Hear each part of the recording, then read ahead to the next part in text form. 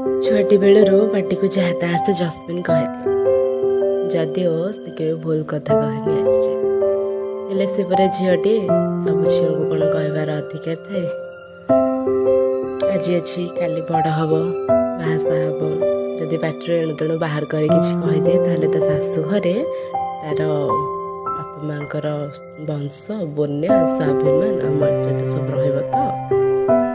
प्रत्येक कथार अंकुश लगे जेजेमा कड़ा आदेश बड़ मौसम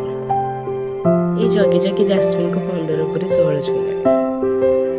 तथापि अनेक थर से किसी कहदिए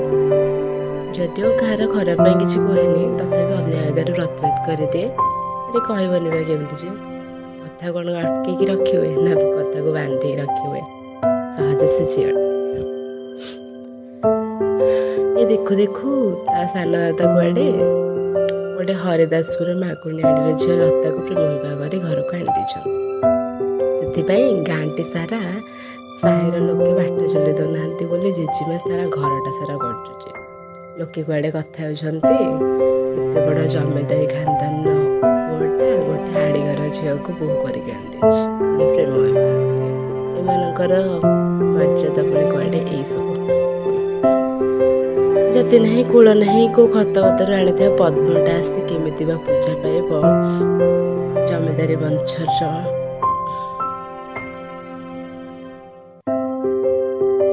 खानदान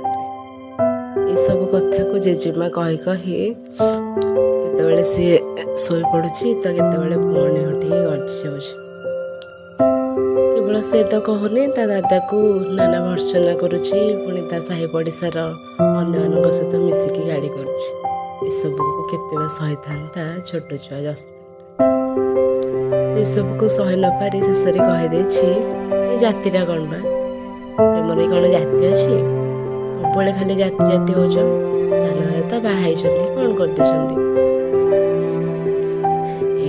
कथार बड़ गोटे विभ्राट सृष्टि घरे समस्त मुहरे अलग प्रकार आस्तरण खेली जाते कि अपेक्षा जेजेमा को चाहे कटाक्ष नजर कि जेजेमा किसी भी कहीपारनी आड़ोशी मैंने आक्षेप कर कहते कि अरे यही तो से वंशर छुआटा से कौन हम दादा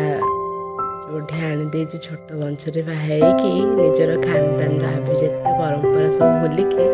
से छुआटा तो से घर आज से स्पष्ट उदाहरण ये